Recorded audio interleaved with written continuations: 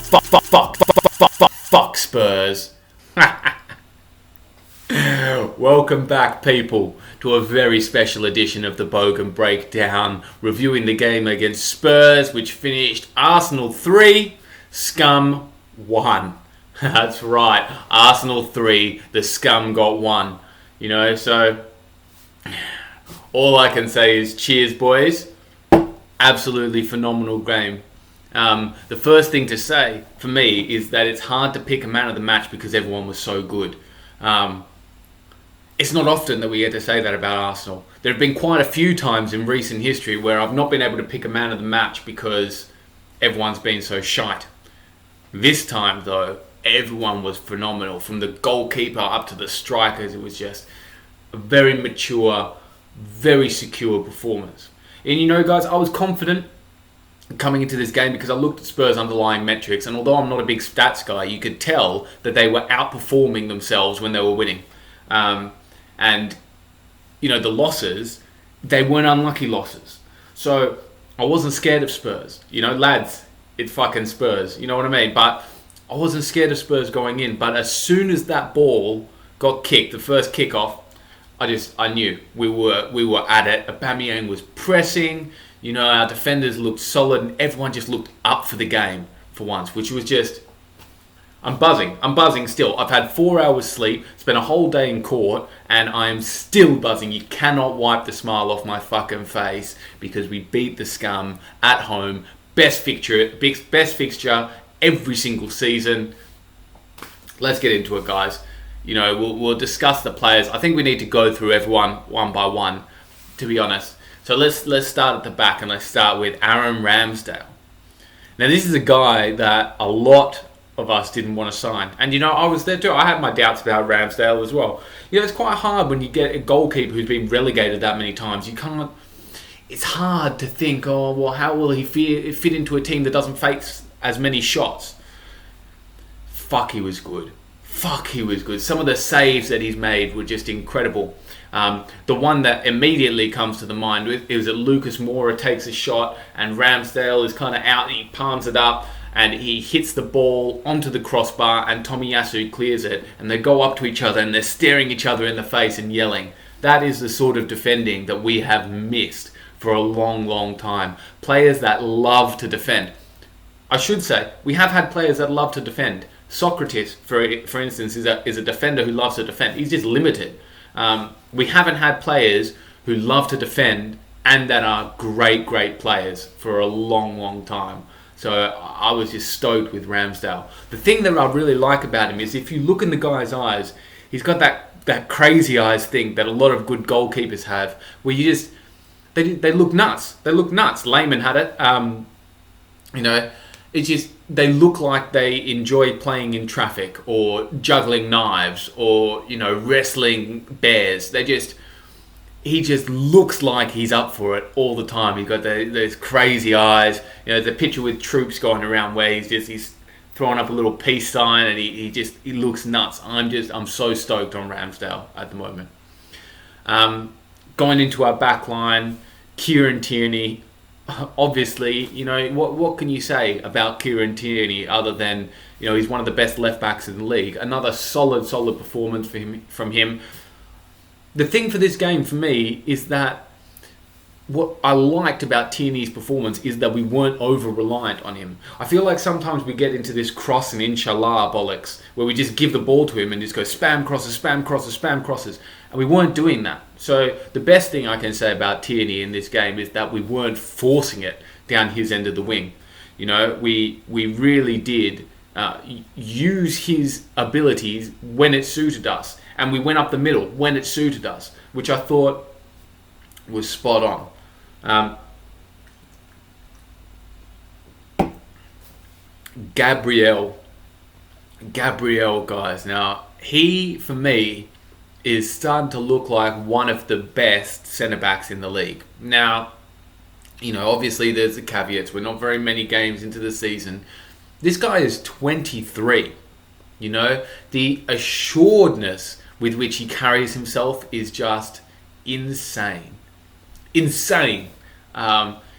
gets onto everything. He blocks everything. He's commanding. He can bring the ball out. He plays decent passes as well. He is just an absolute colossus at the back, an absolute wall. And again, phenomenal game from him. His centre-back partner, Ben White. Now, Ben White has quite rightfully got a lot of stick because of the amount that he cost Arsenal. And whether or not he'll ever be a £50 million player is tough to say. But I thought he had a great game last night. He got his head on a lot of stuff. He out-jumped Harry Kane quite a few times. He didn't let Harry Kane bully him, which I really liked. And I thought he had quite an assured game. Again, his passing was good.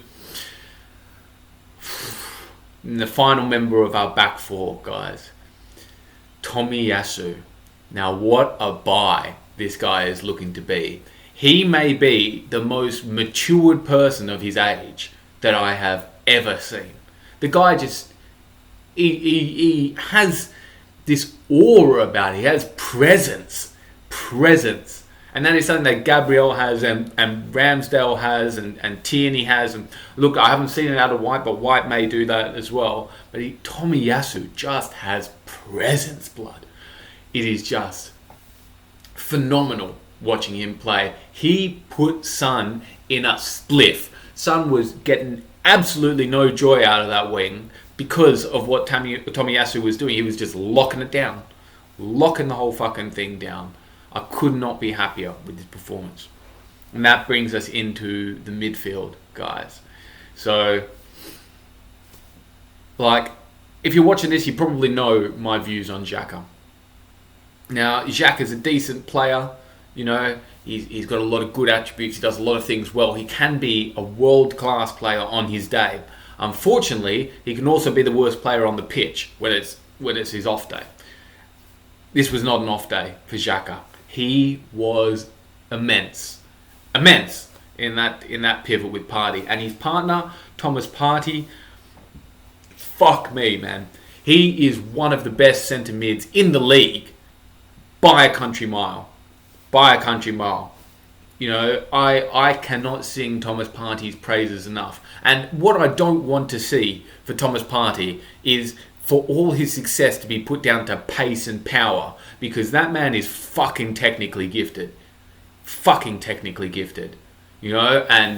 it happens a lot with black players. They get reduced to pace and power. Even Pogba gets reduced to pace and power. Partey is a technical player. He can play passes through the lines that not a lot of players can play, and that we as a team have been missing for a very fucking long time before he came in. To the front four, guys. Now, you can probably tell how I feel about this lot, because I cannot wipe the smile off my face when I think about this front four. Bukayo Saka on the right hand side had a phenomenal game. Phenomenal.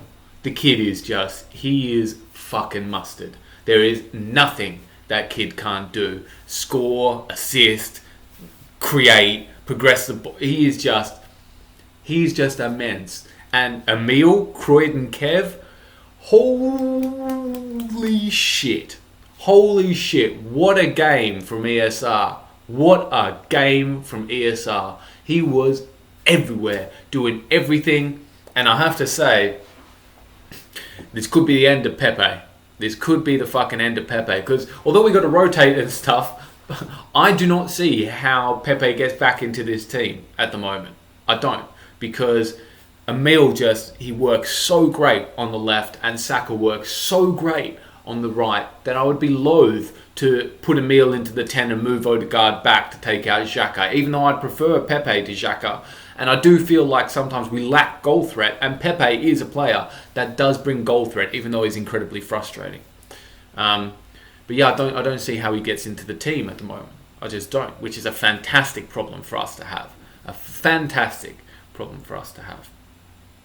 Odegaard, I feel like Odegaard, he needs to put on a little bit more weight, get a little bit more staunch, but the kid's a fucking magician, isn't he? The kid is a fucking magician. He was all over that pitch, playing passes that we haven't seen being played in our team for a long time. I'm so happy we got him. I was one of those people who was more hyped up to get a Maddison rather than an Odegaard, because I looked at our team and I thought, where are the goals? And he hasn't got a massive goal record, Odegaard. But fucking hell, he's looking good. He is looking good, guys. But for me, there is one player, and you can probably guess who he is because I've done everyone else except for our subs. But there is one player that deserves a fuckload of credit. And for me, that is Pierre, Emerick, Aubameyang. Now, he didn't have a good season last season. And that's how it goes sometimes, you know. There are a lot of extenuating circumstances. You know, he had malaria, he had COVID, his mother was ill. You know, but he's been written off. He's getting called a boomerang. People are fucking slating him left, right and centre. Pierre-Emerick Aubameyang is a world-class player. And I've been saying this since pre-season when I saw his movement. He is back. That man will score 20 league goals this season. He will score 20 league goals this season. And everyone will have to fucking read it and weep. Because that's how it's going to go. You know, I'm so glad to have him back. From moment one, he was pressing. And when you're a Saka, when you're an Odegaard, when you're an Emile Smith-Rowe, you know, even if you're a Lokonga or you know, even some of the other players in our team that are young, you're looking at Aubameyang flooring it, pressing the crap out of Spurs' back line, and you're thinking, all right, this is fucking on. This is fucking on. And it was so good to watch Aubameyang lead from the front. He's not a vocal player, but he is a player that can lead by example. And I think he was upset to be left out of the last North London derby. And he came back with a fucking vengeance. And that goal he scored, yeah, he could have hit it a bit sweeper, but he will get 20 league goals. He will be up there this season. And if he does that, we have a chance of having a decent season. You know, I don't think we'll get top four because it's just so competitive. You've got, you know, Liverpool, Chelsea, United and City, who are all they are further along in their development than we are. But we can have a charge. We can have a charge and we can do something this season if we keep putting in performances like that. What needs to happen now, though, is that we need to stop. You know, you can enjoy the win, celebrate. Let's take a few days to enjoy it, of course. But we need to pack it all up and get on to the next game and attack the next game with the same sort of intensity that we had in this game. You know, and I'll do a preview of that game. We'll talk about it later. You know, one last thing on Oba. So, a lot of people slate Aubameyang off for not being able to do the link-up thing. Now, come on. That touch that he has to flick the ball to Emile was fucking fire. Jesus. So good. So good from Aubameyang. Then obviously we had our subs. We had Lokonga come on when Xhaka got injured about 80 minutes in. Ainsley Maitland-Niles came in just to lock things down. I thought he did pretty well. Tavares, he did pretty well. He won us a free kick. You know, we bunned Spurs. We bunned them. You know, that was the Arsenal of old that I grew up watching. And that is the Arsenal that I want to see in the coming weeks as well. Let's not let this spirit drop, guys. You know, we bunned off Spurs, but, you know, there are still, 33 games of the season left? We've got a long way to go. We've got AFCON in the middle there, so, you know, there's a lot for us to do, you know, and the journey is long, and we are still 10th. So, you know, it's still not been the best start of the season, but I cannot wipe the smile off my fucking face, guys.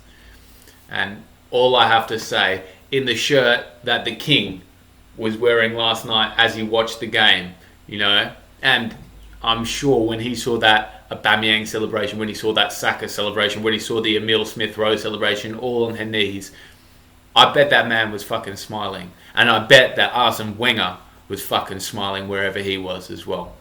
And all I've got to say, guys, after a wonderful game, is what do we think of fucking Tottenham?